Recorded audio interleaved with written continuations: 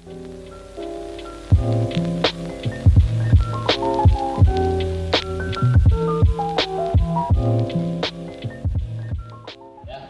Assalamualaikum warahmatullahi wabarakatuh. Waalaikumsalam warahmatullahi wabarakatuh. Sore ini ya kita udah kita punya program nih, kita punya kayak suatu agenda acara gitu, namanya FBS Talk ya, udah di infoin lah sebelumnya gimana. Nah, FBS Talk ini kita tuh bakal ngomong tentang ya kurang lebih gimana sih nasib dan ya progres dan lain sebagainya pendidikan di Indonesia. Kita juga bakal bahas dari ranah paling bawah, SD juga kena, ntar sampai ke mahasiswa atau dunia perkuliahan. Nah, sore ini kita udah kedatangan dua pembicara keren kita lah, gitu kan. Kedua pembicara yang emang udah pengalaman nggak diraguin lah, udah ya kita tahu lah pengalamannya lah. ini juga waktu kita kan bingung nih awalnya cari bicara siapa gitu kan. Nah, timbullah nama kedua orang ini ya nggak? Iya. Nah gitu ya, kita udah kedatangan Bang Gani. Ini Bang Gani dan di situ ada Bang Uco. Bang Farhan. Tapi dia nggak mau dipanggil Farhan nggak sih? Mau dipanggil Uco nggak sih? Ntar kita panggil Uco aja. Kita panggil Uco aja. Bang Uco. Nah, Selamat datang untuk kedua pembicara. Asik. Ya, terima kasih sudah mengundang. terima kasih. Nah, sore hari ini ya kita bakal membahas tentang Nasib pendidikan. ya nasib pendidikan lah. Gimana sih nasib pendidikan di Indonesia dari mulai jenjang SD sampai perkuliahan sampai mahasiswa seperti kita ini. Nah, mulai aja nggak sih kita? Boleh. Nah, Langsung aja ditanyain pendapatnya masing-masing gitu. ya. Kita pertama tanya pendapatnya aja dulu. Boleh. Aku awalin boleh ya? Oke. Silakan ya. Oke, jadi di sini saya ingin memberitahu kepada masing-masing pembicara bahwasanya tema kali ini tuh mengenai nasib pendidikan di era pandemi saat ini. Nah, menurut kalian yang terpikirkan di pikiran pertama kali itu setelah mendengar tema ini apa sih? Mulai dari Bang Ucok atau Bang Adi dulu, terserah. Daniela. Oh, silakan. Apa tadi? Nah, kan tema kita hari ini kan pendidikan di era pandemi gitu aja. Nasibnya itu gimana sih?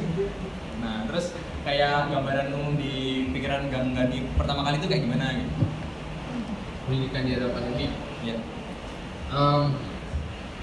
Ya karena pandemi ini kan yang kena dampaknya bukan cuma pendidikan aja sebenarnya, tapi ya emang pendidikan salah satu hal yang emang kena dampak yang lumayan besar gitu, apalagi di Indonesia yang pendidikan di daerah sama di kota tuh masih sedikit timpang segala macam. Jadi ya sebenarnya dampaknya kerasa banget untuk mereka yang jauh banget dari kota, soal kayak akses, terus kayak mungkin kayak efektivitas gimana penyampaian pendidikannya itu ke mereka yang jauh dari kota. Jadi sebenarnya kalau soal dampak pasti kerasa banget gitu ya. Mas Uco nih, gimana? Tanggapan sih. Saya nambahin aja dari Gani. Boleh. Karena poin-poinnya udah dibilang. Jadi tentang gambaran umum tuh secara jelas pasti ya. Karena pandemi ini kayaknya pendidikan yang kena, ya segala macam ekonomi, pariwisataan dan lain-lain kena.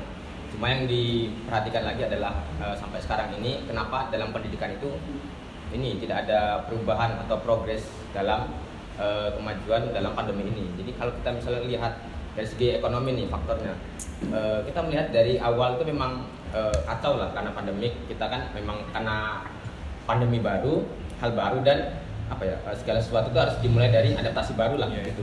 Tapi sekarang dalam sektor ekonomi itu udah berjalan, tapi pendidikan ini masih stuck. Itu yang harus dicatat ya, yang harus kita Digarisbawahi gitu ya. Digarisbawahi karena dulu pun pada dasarnya saat November atau Desember ya, Mas Nadiem ya kalau saya bilang, Mas Nadiem mengatakan Januari bakal dibuka offline, entah itu zona merah ataupun hijau. Namun realitasnya sampai sekarang pun masih online kan. Nah ini kan jadi ketimbang tindihan bahwasanya yang mal-mal pun masih buka dan yang lain-lain pun masih udah buka. Bagaimanapun sekolah masih saja tutup. Nah sini yang harus kita catati. Ada apa sebenarnya dengan pendidikan ini di situ. Itu aja. Berarti gini nggak sih Mas? Nggak ada perubahan yang signifikan gitu dari kayak sektor ekonomi. Ekonomi ini dia terkena dampak pandemi. Cuman dia apa namanya recovery-nya cepat gitu. Maksudnya dia ada hal-hal baru, inovasi-inovasi baru yang bisa menutup dampak dari pandemi ini, tapi nggak ke pendidikan ya. Iya itu. Jadi kan beda lagi. Oke. Ada tambahan lagi mungkin? Gimana lagi mas? Gimana kan? Enggak, kalau aku pengen tahu sih sebenarnya kepo aja. Kalau misalkan aku bilang nasib pendidikan di era pandemi ini satu kata aja gimana? Menurut secara gambaran umum. Satu kata aja, kayak yang menggambarkan banget gitu. Meresahkan. Meresahkan. Terus kalau ini? Satu kata ya? Ya. Bengek.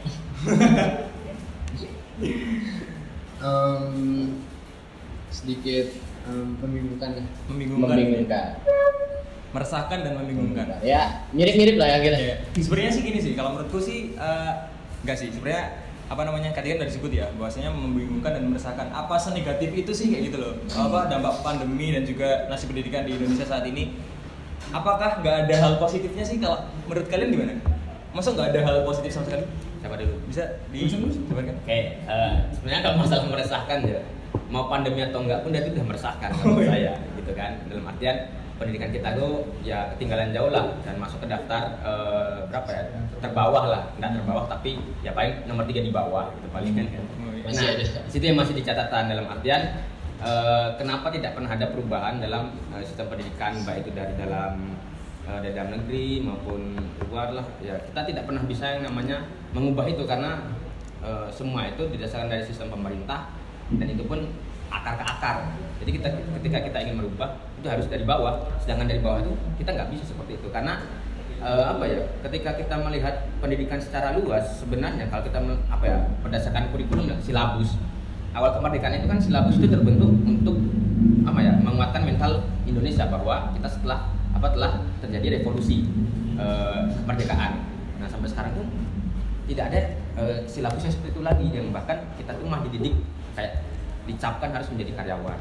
Karena saat sekolah kita juga apa ya, kalau kita melihat lah kenapa hanya ada pilihan IPA dan IPS.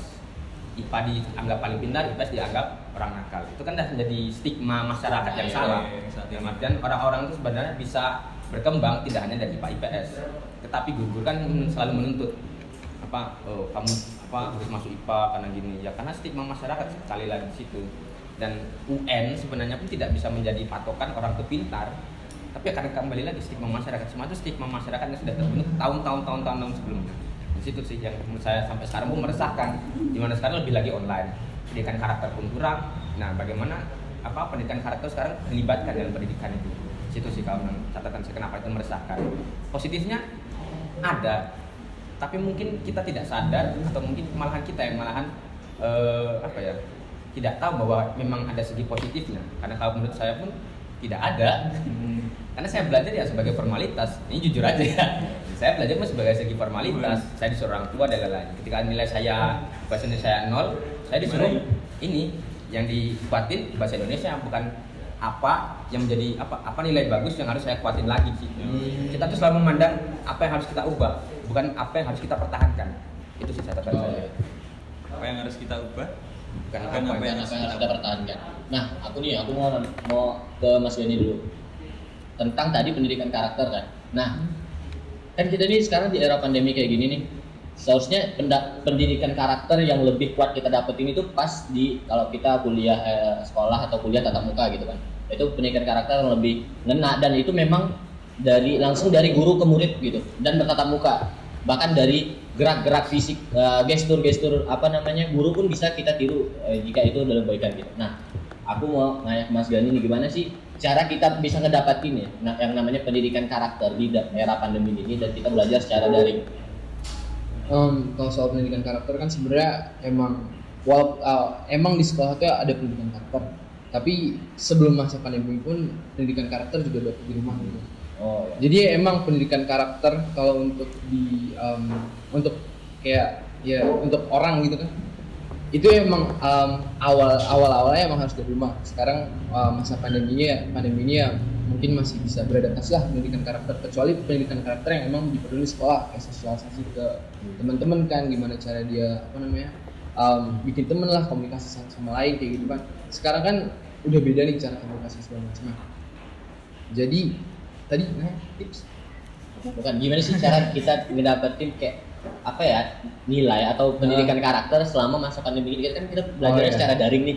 Gampangnya gimana bentuk Gampangnya pendidikan karakter di Ya. masa pandemi gitu. Gitu. Ya gimana ya? Ya pinter-pinter kita harus kayak, ya kan dari orang tua juga pasti ngasih pendidikan karakter kan.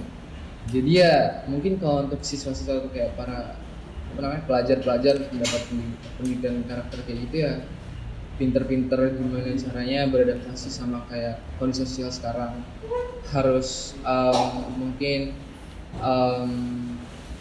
ya seenggaknya aware lah sama kayak keadaan sosial sekarang yang harus jaga jarak segala macam itu kan juga ada pendidikan karakter juga untuk saling menjaga satu sama lain, untuk saling apa namanya jaga diri sendiri juga. Jadi ya pendidikan karakternya untuk siswa sekarang paling ya untuk kayak aware sama apa yang Berarti yang dikurangkan sini lebih ke orang tua nggak sih? iya. Jadi gini nggak sih, aku tambahin sedikit ya. Mungkin gini, pendidikan karakter pertama itu emang dari orang tua, dan setelah anak itu masuk sekolah mungkin dapat banyak di sekolah. Mungkin ini saatnya buat pendidikan karakter itu kembali ke orang tua lagi nggak sih? Menurutku kayak gitu. Selama ada masa pandemi kayak gini, kembali ke orang tua lagi. Nah, mungkin diperjelas saja itu dalam aspek SD kah, SMP kah, kuliah kah, atau SMA kah kayak gitu. Karena yang dibahas itu kan kalau misalkan pengawasan orang tua pun itu juga sebenarnya kan dalam lingkup SD kan, SD dan TK gitu kan. Nah kalau misalkan dari kuliah pun sebenarnya kan dari pribadi masing-masing, nggak ada peran orang tua lagi kayak gitu. Nah mungkin kalau misalkan tadi kan pendidikan karakter kalau misalkan yang kuliah aja lah, kan kita kan anak-anak kuliah ya, nggak kita udah lepas lah gitu, jauh-jauh lepas dari peran orang tua gitu. Nah bagi teman-teman yang kebingungan gitu, terutama anak-anak fakultas pendidikan bahasa, dalam mungkin kan pasti ada yang kayak ngaku dirinya introvert bla bla bla. Nah cara pembentukan mereka itu kayak gimana gitu, pembentukan karakter mereka itu gimana caranya gitu. Mungkin ada yang bisa ngasih tips kayak kalau aku bentuk karakterku di pandemi ini tuh ya tetap harus strong bla bla bla, dengan ini dengan itu, gimana pendapatnya? Kalau saya kembali ke dasar manusia ya, bahwa manusia itu tidak pernah merasakan kepuasan. Pertama, ini ke dasar situ dulu lah, bahwasanya kita offline pun kita merasa tidak puas karena kita misalnya kuliah pagi, bangun pagi, banyak tugas dan lain-lain. Online pun ketika udah nggak pernah ke sekolah lagi, ke kampus lagi juga ketiduran. Oh iya. Kemudian kuliah online pun aku nggak pernah ketemu teman, kan jadi kayak apa ya, antara offline dan online tuh jadi simpang siur di situ. Jadi apakah online bagus itu kita tidak tahu mana yang benar, karena itu dasarnya manusia tidak merasakan kepuasan. Tapi kalau dalam pandangan mengenai apa tadi tips ya Tips untuk pembentukan karakter di masa sekarang ini itu kembali ke masing-masing, karena kan banyak sekarang tahu lah kampus, jadi kan orang banyak yang apalagi kita di Jogja kan sebagai kota pelajar, jadi banyak orang merantau. Nah tidak ada kehadiran orang tua itu kan menjadi tantangan tersendiri bagaimana kita mengatur diri sendiri lah. Kalau dari tips sebenarnya sih nggak ada kalau tips dari saya, karena itu semua tetap kembali kepada masing-masing kan, bagaimana kita mengatur diri sendiri dan lain-lain. Tapi pada dasarnya bagaimana kita tuh harus punya tanggung jawab. Apa kita kesini tuh untuk hanya berfoya-foya di kota pelajar dengan nama gengsi aku sekarang di Jogja, atau kita kesini untuk mencari pendidikan. Itu sih kalau menurut saya, kembali kepada tanggung jawab. Iya sih, maksudnya apa namanya, kita kan juga anak-anak kuliah kan sebenarnya udah dianggap dewasa ya. Jadi kayak karakternya ya mereka harusnya mahasiswa seenggaknya harusnya udah paham gitu karakter baik sama karakter buruk itu kayak gimana gitu. Pintar-pintar memilah perilaku lah di situasi yang kayak gimana gitu. Bisa membawa diri lah gitu. Ya, bilang kan sekarang situasinya juga ya kayak gini kan sekarang. Balik lagi tadi jaga diri segala macam, tanggung jawab bener kata Ucok, soal kayak apa namanya? Ya paham lah kira-kira apa yang mereka harus lakukan di sini tuh. Berhubung ini minuman udah datang kan ya? Ya, nikmati aja. Dinikmati dulu nggak? Satu minuman, 2 minuman, kita kan santai ya, nggak usah terlalu. Sambil ya. Boleh nambah berarti? boleh ntar nanti aja. Nah jadi gini kan, apa namanya? Ini ada berhubung kita ya back to the topic lah ya. Kayak kan kita di era pandemi gini ya, sekolah tutup, tapi pusat perbelanjaan, mall kayak dan ya banyak tempat yang di situ bakal ada, karena gini kan, sekolah ditutup juga salah satu sebabnya karena di situ bakal terjadi kerumunan ya kan. Nah tapi mall buka, supermarket buka. Nah itu sebenarnya ada atau ada pendapat Ada faktor tertentu. ada faktor mungkin tertentu kenapa nggak sih di kok situ? bisa dibuka gitu. Hmm. Dari sudut pandang kalian gimana? Mas Gani aja sih. Ayo, Mas Gani gimana? Pertanyaannya berarti kayak kenapa mall segala macam itu buka tapi sedangkan sekolah nggak dibuka gitu? Ya. Apa namanya? Kan iya kalau soal kayak mall segala macam itu kan itu ke ekonomi. Iya.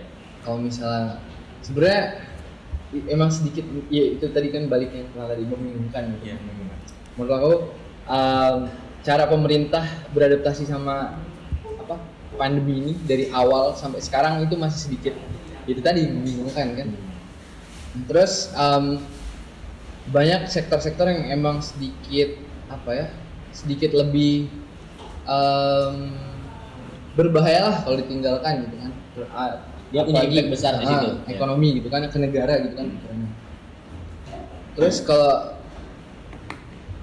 ya itu tadi sih menurut aku pemerintah kayak sedikit ya takut juga soal kayak gimana nanti ekonominya jatuh kalau misalnya tempat-tempat ini ditutup gitu kan. Lagian kebutuhan masyarakat juga kan bergantung sama tempat-tempat ya mall-mall kayak gini. Iya. Bukan mall sih kayak ya toko swalayan segala macam lah. Tempat-tempat kita cari bahan makanan segala macam. Terus kayak soal kenapa pendidikannya ditutup, sekolah-sekolah ditutup itu kayak dari pandangan aku ya, kan emang COVID ini maksudnya kita juga ya apa namanya waspada lah sama COVID ya kan. Terus kenapa anak-anak dilarang ke sekolah ya itu pencegahan kan biar kayak mereka-mereka yang masih usianya belum masih kecil-kecil ini kan belum nggak sampai kena COVID gitu kan. Menurut aku udah bener bagiannya emang pendidikan lebih baik kalau sekarang di masa sekarang yang kita nggak tahu nih Tahan aja dulu. COVID ini sebahaya apa itu kayak menurut aku udah tepat lah untuk menutup sekolah. Yang menurut aku salah itu nggak ada aturannya ada cuman kayak menurut aku kurang ketat untuk kayak yang di mall-mall atau kayak toko swalayan tempat kita. Nah itu tuh kayak apa namanya sedikit aku kemarin ya jalan-jalan ke Mirota beli bahan makanan segala macam kan. Nah itu tuh emang ada protokol kesehatan yang jalanin. Iya. Cuman menurut aku masih terlalu apa ya? Minim lah ya gitu ya, nggak ketat-ketat banget. kurang disiplin sih kayaknya. Jadi kalau untuk sekolah-sekolah itu menurut aku udah benar. Yang salah lagi juga itu bagian pariwisata, tempat-tempat kayak misalnya tempat wisata-wisata, pantai-pantai kayak gitu. Ini udah kayak makin kesini angka COVID-nya masih makin tinggi, tapi malah tetap dibuka gitu loh. Sekarang ada PSBB pun rasanya kayak nggak ada PSBB Iya, ya, benar. nah kan kecuali ada ditutup jam 7 segala macam itu. Cuman selain itu kayaknya sedikit ya membingungkan aja tadi kan cara beradaptasinya pemerintah sama COVID ini sedikit terlambat sama sedikit kurang terukur kan. Kurang efektif juga sih. Jadi ya Gimana? Mas Gimana? Kalau ini udah bahas ke pemerintahan ya. Berarti ini berarti ini kan masuk ke politik ya, dalam artian politik itu pasti punya kepentingan. Itu dasarnya. Nah, kembali kenapa apa tadi pertanyaannya? Kenapa mal-mal dibuka? Iya, Nggak tapi ada. sekolah ditutup. Padahal dengan sekolah ditutup tuh nggak ini loh Mas. Nggak apa penaikan COVID itu tetap ini loh. tapi kan maksudnya kalau pertanyaan kayak gitu maksudnya apa namanya angka COVID waktu sekolah dibuka itu kan juga kita kan dari awal COVID kan emang sekolah ditutup kan. Sampai sekarang ya mungkin ada beberapa yang offline beberapa yang online kan.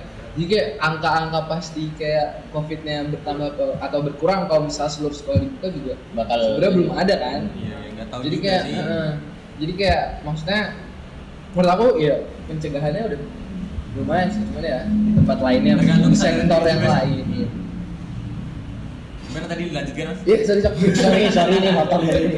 Gak apa santai. Jadi kalau menurut saya adanya PSBB tidak tuh nggak ada efek dari awal sampai akhir. Kita tuh cuma kaget aja dari awal Maret nih.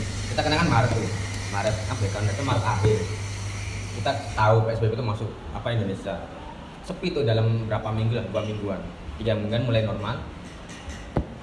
di bulan kemudian udah kayak biasa. Jadi sebenarnya ada COVID atau tidak itu nggak ada yang membedakan. Tidak adanya sekolah ditutup sampai sekarang pun apa bedanya sebenarnya?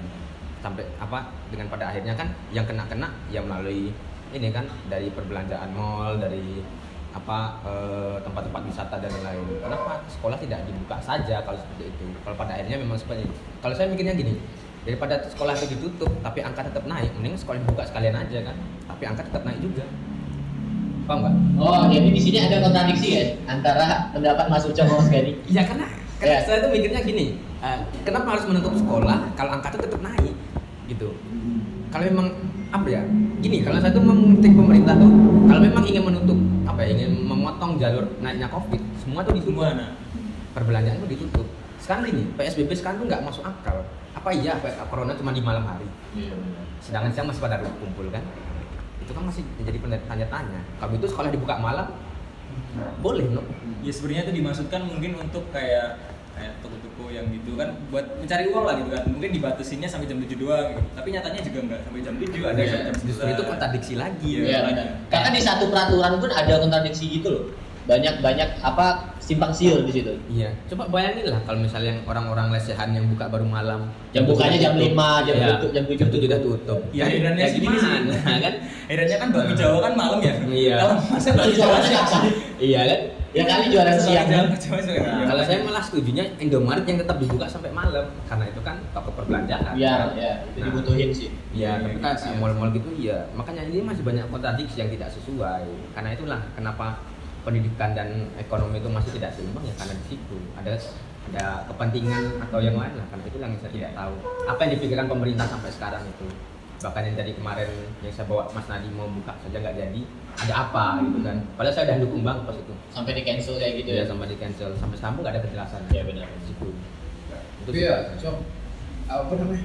Kalau pakai kayak tadi misalnya sekolah dibuka terus kayak gara-gara pusat perbelanjaan dibuka terus sekolah dibuka ya kasihan anak-anak yang ada rentan gitu masih kayak ya masih ya kan nggak tahu sih awal juga nggak tahu soal kayak tingkat ke bahayaan COVID ini ke anak-anak ini cuma kayak kalau soal apa namanya emang harus ditutup semua itu emang harusnya lockdown kayak gitu mas cuman kan kemarin pemerintah bukan lockdown jadi PSBB gitu kan jadi sebenarnya aku setuju bagian kayak emang harusnya ditutup semuanya gitu kan buat kayak menekan angka COVID ini. Sekarang pemerintah kelihatannya jadi kayak setengah-setengah gitu kan. Cuman kalau sekarang apa namanya sekolah dibuka lagi gara-gara apa namanya mau dibuka segala macam masih mau dibuka juga sedikit apa ya? Ya kayak ya mengkhawatirkan sih loh malah kayak buat anak-anaknya gitu kan. Jadi menurut aku solusinya harusnya ya ditutup semuanya dulu mas. Kayak sampai angka Kayak Iya, Ya, awal-awal dulu ya. gitu kan. Harusnya emang dari awal, Iya, cuman kan iya. sekarang udah kayak gini situasinya kesini bukan yang makin jelas malah apa namanya PSBB-nya diperketat atau kayak gimana sekarang malah jadi Kalau nggak Ya, salah dulu itu setengah-setengah. pernah ditutup semua kan.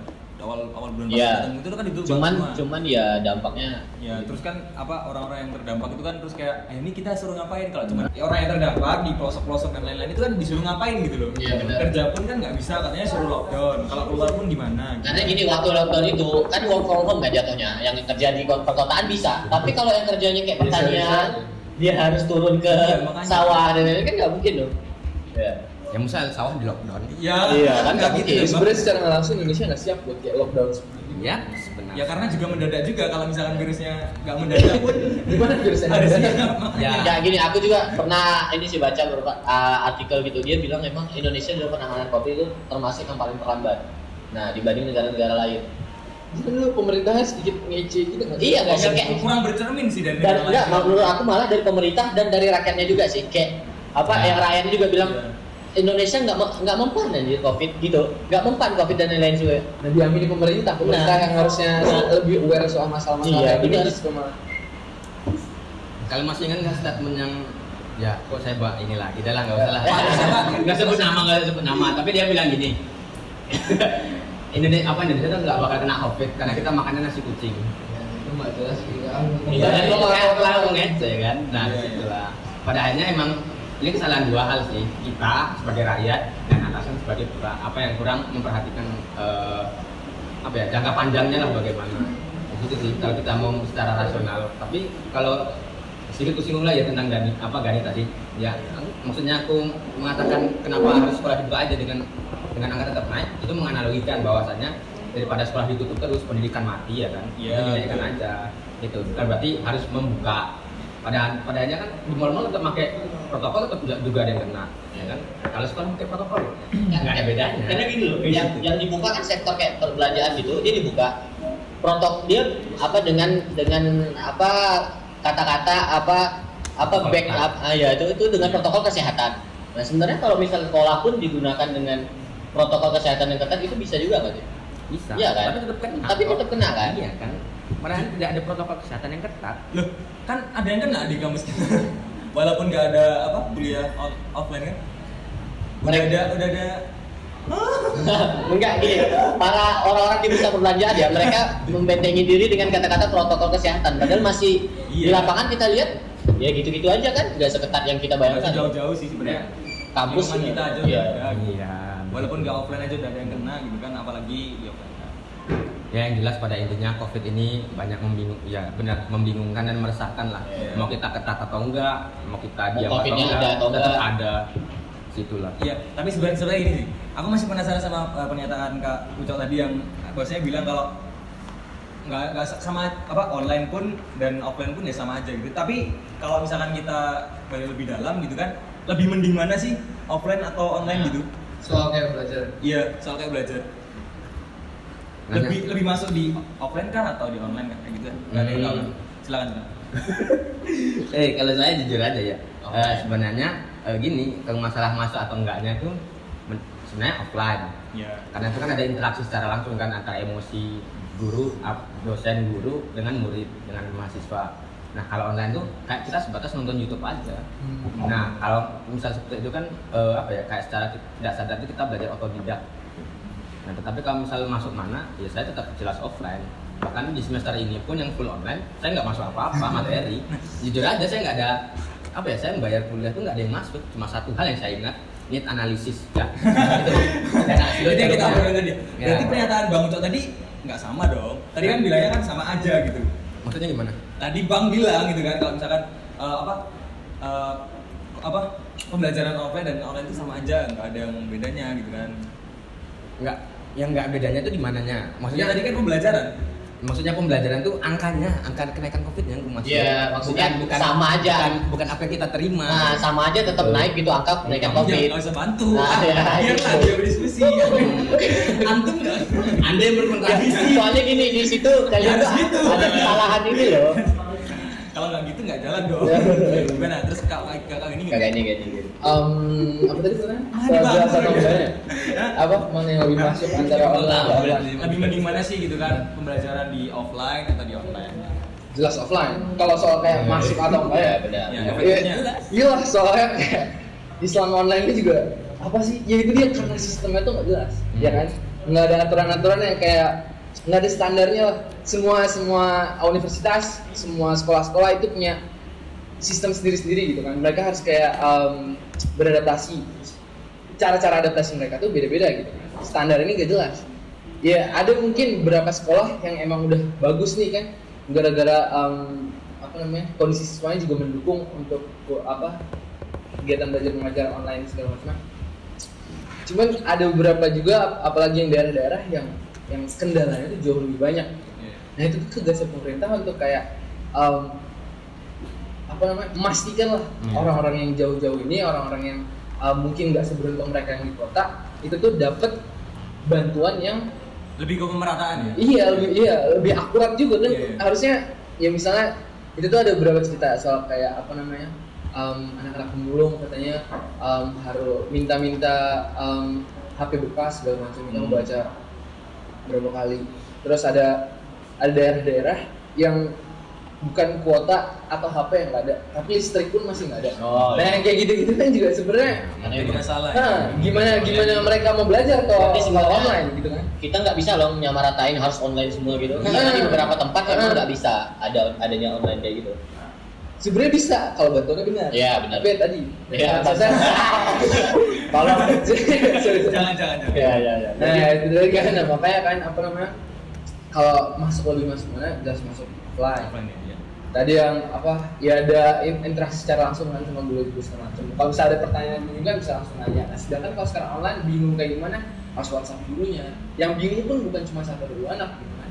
Hampir Pasti seluruh. iya pasti banyak yang bingung kan. Nah sekarang gurunya cuma satu ngurusin mungkin kayak satu kelas 40 anak gitu kan.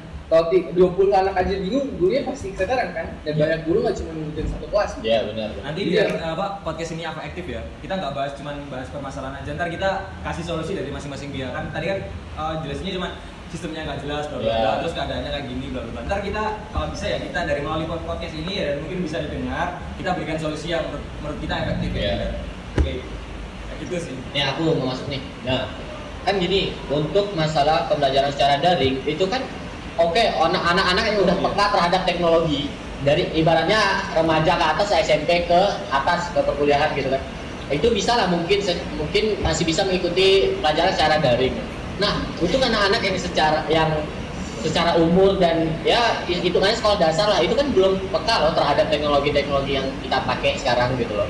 Nah, itu tuh ada masalah juga di situ karena bahkan gini, orang-orang yang hidup berdesaan dan anaknya baru SD hitungannya, ibu sama bapaknya juga nggak peka terhadap teknologi. Dia nggak peka apa itu Zoom, apa itu Microsoft Teams, dia nggak tahu.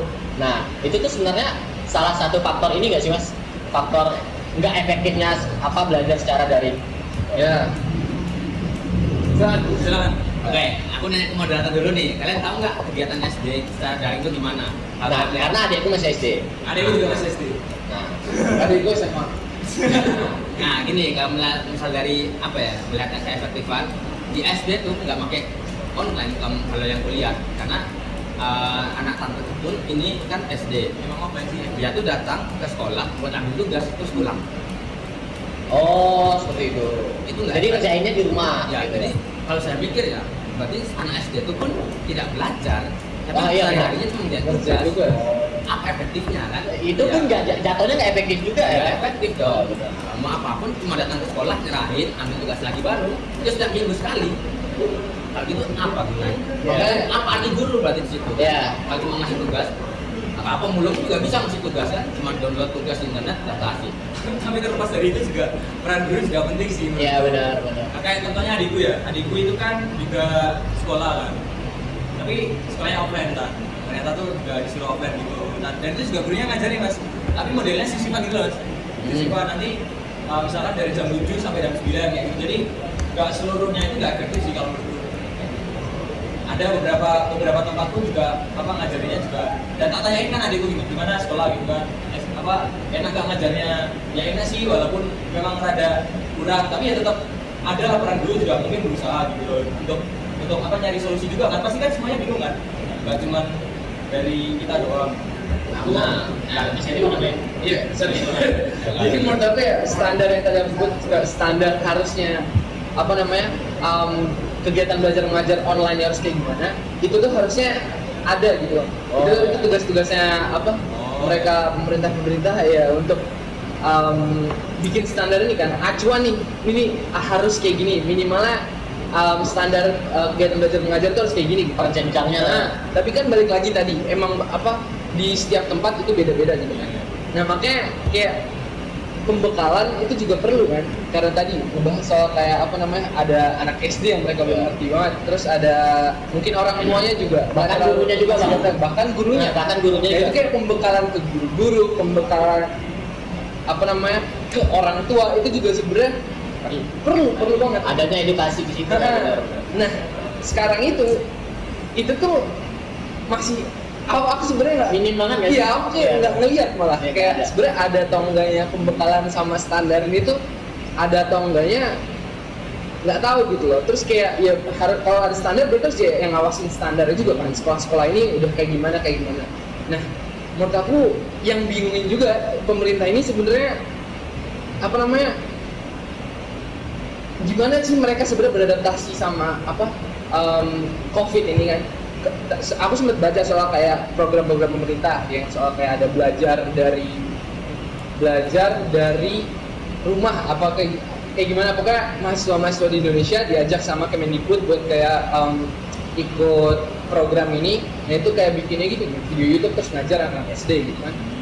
Cuman kan balik lagi belajar dari YouTube kan Iya. soal Kuota, efek dengan itu kan device. juga kan. Jadi kayak ya emang butuh standar dan bekalannya ini kan. Soal kayak itunya belum terlihat itu aja sih.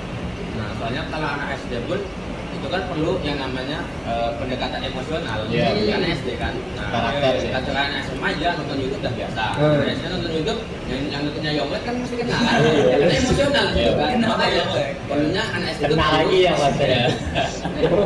Oke, Ini apa yang udah sensor. apa deh?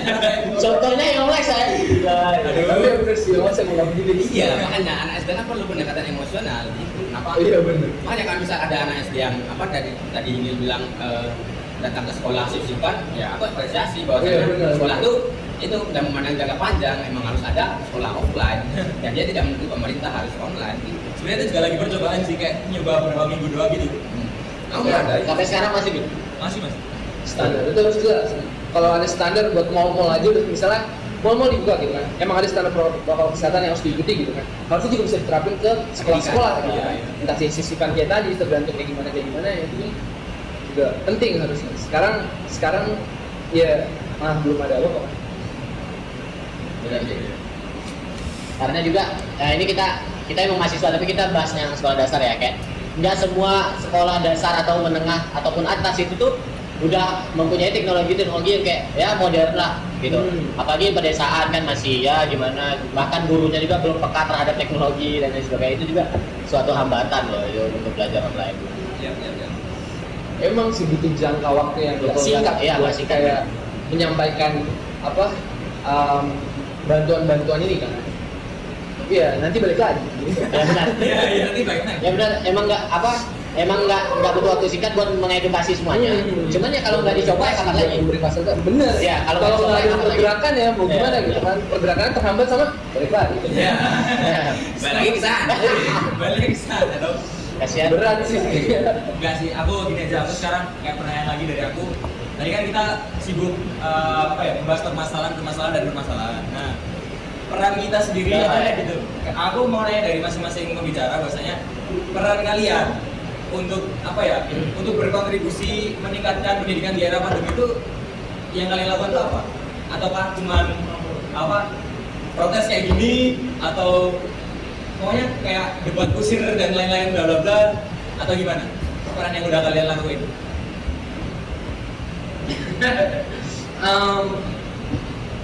Sebagai mahasiswa ya, buat kayak sebagai mahasiswa pendidikan terus kayak melihat kondisi pendidikan ini sekarang.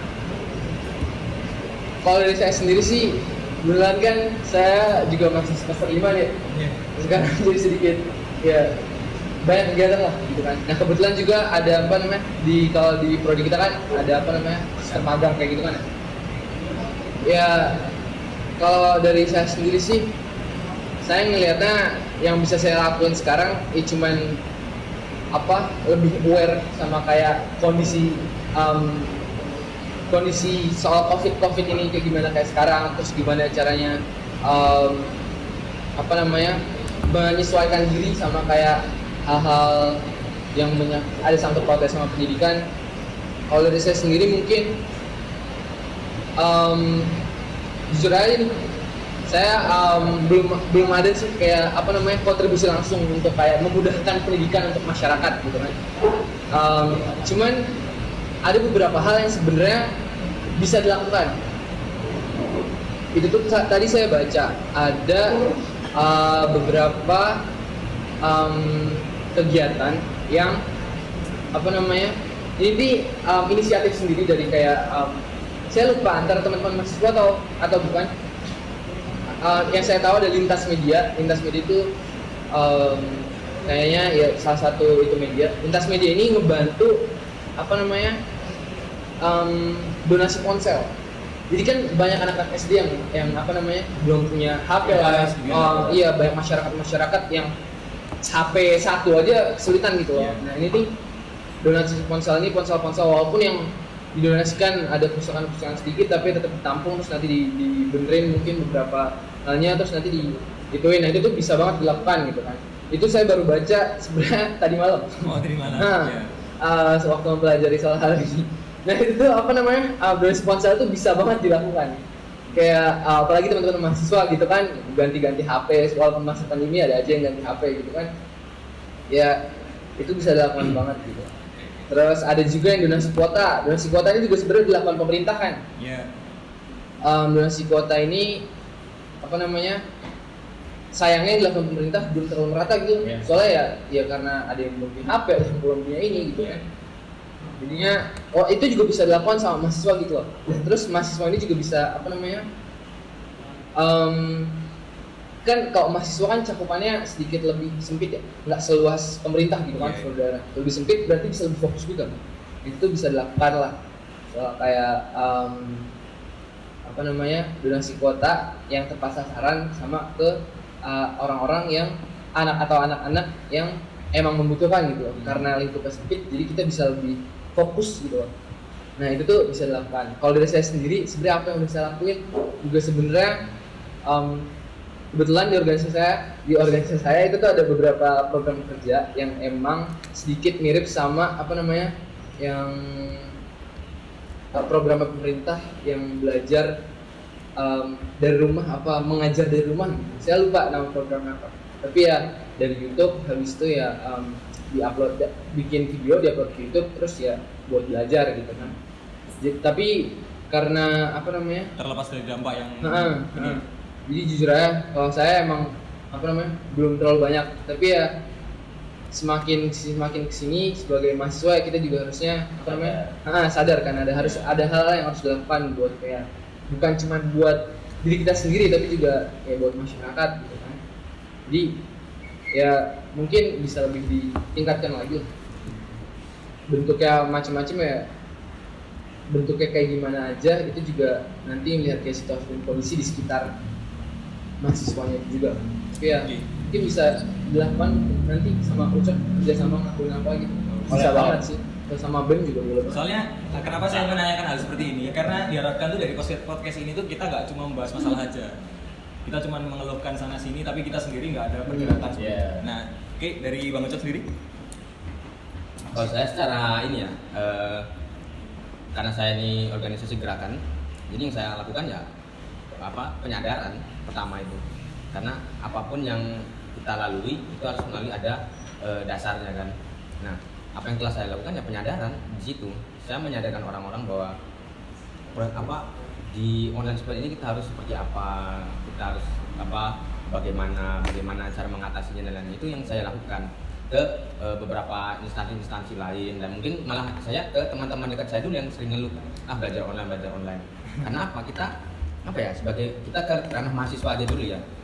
Karena dalam mahasiswa kalau kita bergerak sekarang pun tidak bisa kan. Makanya kalau misal secara mahasiswa yang bisa kita lakukan adalah kita sadar dulu bahwasanya negara ini sedang sakit dalam pendidikan. Makanya kita harus tahu, dan kita setelah lulus kita juga harus membawa itu. Jangan sampai kita lulus dari yang nama pendidikan tapi kita mah sama-sama aja. Yeah. Itu yang saya lakukan, bahwasanya penyadaran kepada orang-orang pekalah terhadap pendidikan. Masa kalian orang-orang pendidikan tapi pandangnya malah politik negara, tapi tidak malah melihat bagaimana nasib pendidikan sekarang kan. Di situ. Kalau saya di situ aja sih. Terima kasih banyak atas segala paparannya, gitu keren-keren semua ya. Mungkin yang udah disampaikan semoga bisa dioptimalkan lagi untuk kedepannya kayak gitu sih menurut gue. Ya, Sebelum tutup, kalian apa kontribusinya? Oh, ini mau ditanya balik? Iya. Silakan dulu. Kan tidak hanya pembicara di sini. Iya. Gila aja dulu. Podcastnya kan kita. Oke, kalau saya masing-masing kalau dari disuruh buat jelasin peran saya. Sebenarnya saya tuh sudah melakukan peran yang enggak gitu banget sih, kayak pamer banget gak sih. Terus pokoknya gini, sebisa saya tuh melakukan kayak pendekatan teman sebaya aja. Mulai teman saya sebaya dulu. Pendekatan teman sebaya ini yang saya masukkan adalah kayak ada teman-teman yang kayak misalkan dia itu sebenarnya ada keinginan buat kayak kita libatkan organisasi aja ya, kayak ikut berkecimpung di organisasi, tapi kayak dia itu nggak mau gitu loh, nggak mau. Nah, melalui itu aku kayak ya khotbah gitu lah, kayak yang kalau khotbah juga sih, maksudnya ngasih tahu aja kayak gini misalkan. Ya jadi itu pokoknya di organisasi itu banyak hal yang bisa kamu dapat. Nah, hal yang bisa kamu dapat itu ntar kamu bisa terapin ke orang-orang yang belum paham. kayak ntar kamu bisa mendapatkan pemikiran yang lebih maju dari teman-teman kamu yang biasanya yang hal-hal kayak gini tuh yang aku terapin banget tuh loh. Aku selalu ngobrol malam kalau sama temanku itu cuman bahas kayak kesadaran diri semua. Kayak gitu tuh benar-benar tak terapin ke teman-temanku, kayak misalkan janganlah terlalu jadi orang tuh terlalu mementingkan diri sendiri. Ya kita perlu juga lihat teman-teman kita yang ada di pelosok. Dan sebenarnya aku juga udah ngelakuin, jadi tuh di organisasi saya dulu. Itu namanya Pimpinan Daerah Ikatan Pelajar Muhammadiyah. Itu dulu saya pernah kan itu ada sekolah yang terdampak kan di Gunung Kidul kalau nggak salah. Nah, itu gimana caranya tim saya itu kan alumni Taruna Melati 2. Nah, Taruna Melati 2 itu kalau bisa itu menghasilkan program kerja yang kayak membantu orang yang terdampak. Nah, itu ada tuh di SMP mana ya tuh Pak? SMP daerah Gunung Kidul lah pokoknya. Nah, itu kita memberikan segala bantuan kayak misalnya sembako dan juga kebutuhan lain yang mereka harapkan, yang mereka butuhkan lah kayak gitu. Soalnya mereka hanya sekolahnya kan kena gempa ya. Dan itu tuh mereka cuma sekolah di camp-camp gitu doang, kayak cuma tenda gitu-gitu doang. Nah, kita survei di sana, ternyata memang benar berdampak. Dan yang saya lakukan ya juga saya ngajuin dana gitu, dimanapun cara dana harus cair buat nolong orang-orang yang di Gunung Kidul yang terdampak gempa ini. Kayak. Itu mungkin salah satu cara yang bisa dilakukan saat ini juga sih, kayak misalkan teman-teman kita yang terkena di melalui karena kan sekarang online ya, aku nggak bisa gerak kemana-mana, aku cuma bisa berdekatan kayak gitu. Cuman ya bukti-bukti tadi bisa jadi concern sih buat teman-teman semuanya kayak gitu, buat optimal lagi ke depannya. Mungkin buat Sultan. Nah, kalau aku kayak gini, karena aku memang anaknya ini ya, maksudnya ya sering ngobrol sama temen-temenku gitu kan. Nah, aku tuh lebih sama sih, kayak lebih ngasih tahu kesadaran deh, kayak gini. Kita di masa pandemi gini tuh nggak mesti harus diam loh. Kita tuh harus ada melakukan ya kontribusi buat gimana sih pandemi ini tuh bisa, walaupun di masa pandemi kita tuh bisa melakukan suatu hal yang produktif.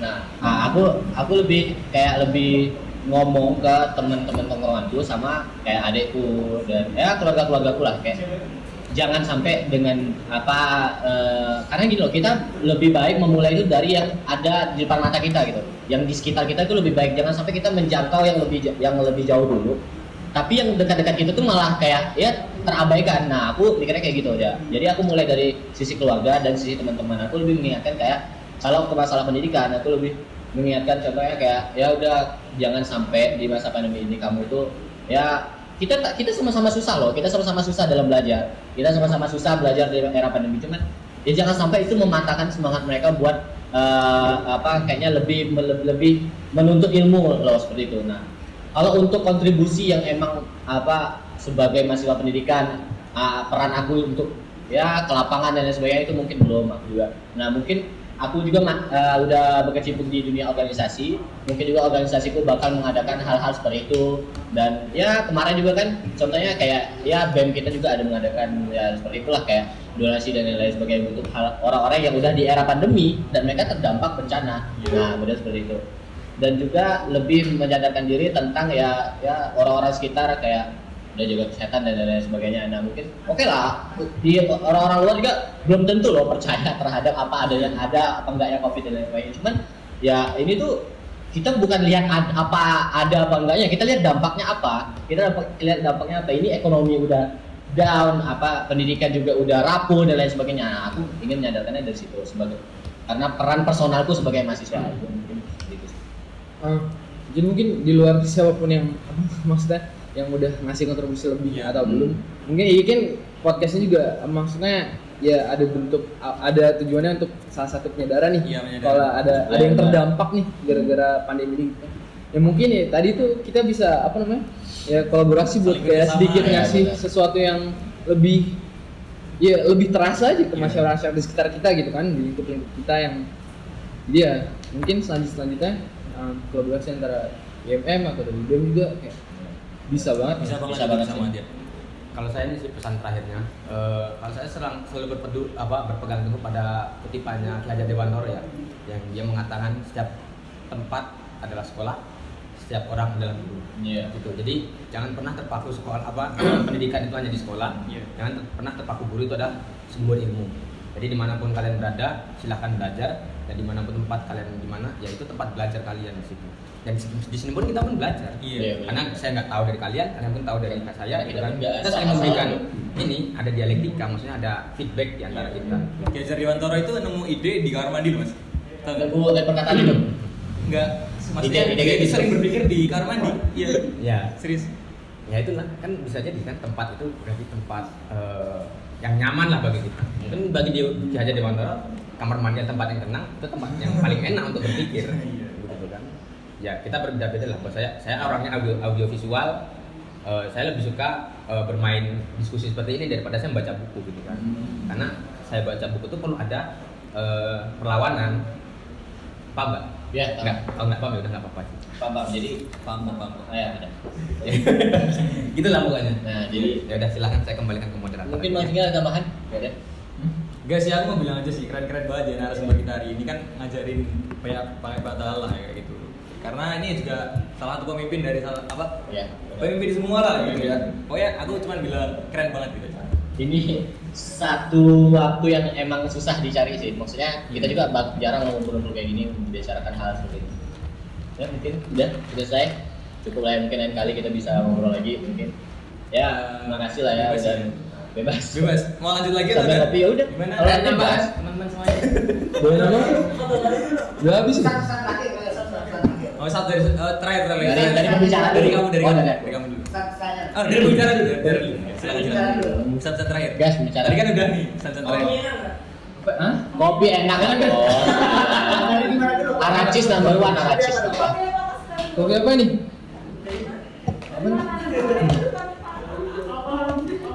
Pamalayu. Depan itu tuh dekat Sarjana. Melayu sebelah Mor Vapor WMB gas. Apa ya? Ya, kan. Enggak harus tentang ini sih kayak apa Iya. foto hidup juga Apa? apa-apa. Foto hidup. Serius.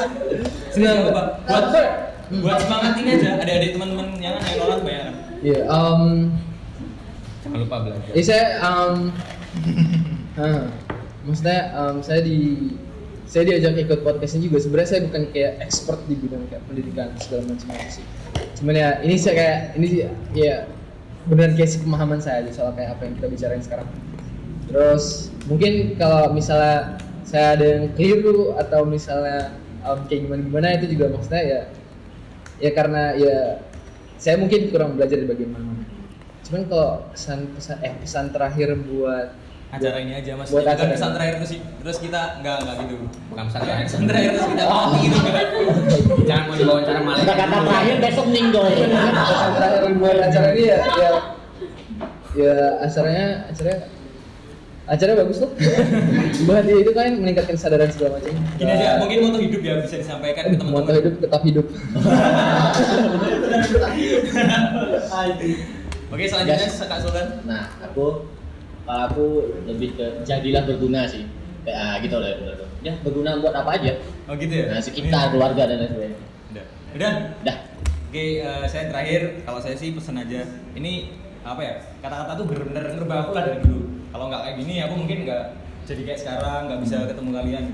Pokoknya tuh apa yang tak pegang saat ini tuh jangan berpikir untuk melakukan sesuatu hal yang baik dan berpengaruh baik buat orang lain kayak gitu sih. Yang bener-bener tak pegang dari sekarang. Terus kayak gini.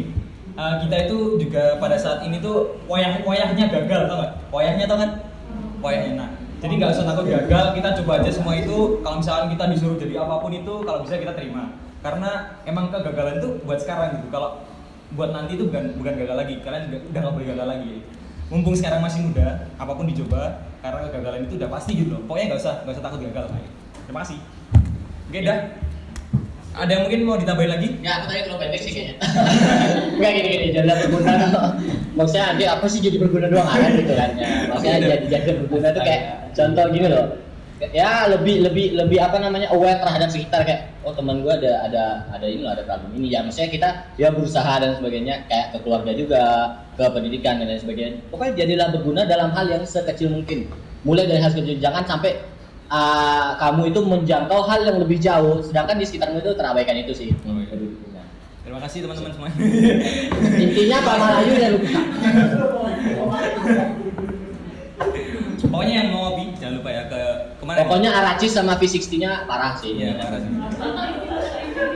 Berarti ini semua gratis kan? Masya Allah.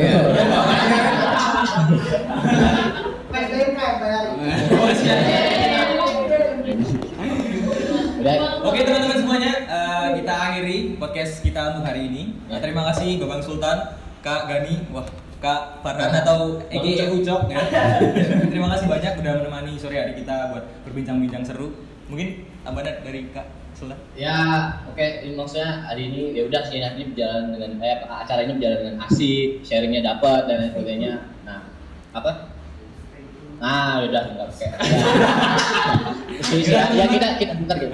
Kita juga nggak mengundang sembarang bicara. Di sini ada ketua English Department Students Association, PPI, UMY, di situ ada Mas Ketua Ikatan Ikatan Mahasiswa Muhammadiyah Fakultas Pendidikan Bahasa, dan kita ada moderator Mas Igil juga dari BEM Fakultas Pendidikan Bahasa. Ya, Oke, kita akhiri ya. Saya akhiri ya. Kita akhiri podcast hari ini. Terima kasih banyak. Assalamualaikum warahmatullahi wabarakatuh. Waalaikumsalam. Salam sinergitas keluarga mahasiswa. Anjir, Anda. Ntar kasih backsound ya. You will find a way to make it your way. Even if the skies get dark and gray, you won't get in our way. It doesn't matter when they're talking all day. They ain't even better than the soul stay. We can fight together, don't give up and make it time that way.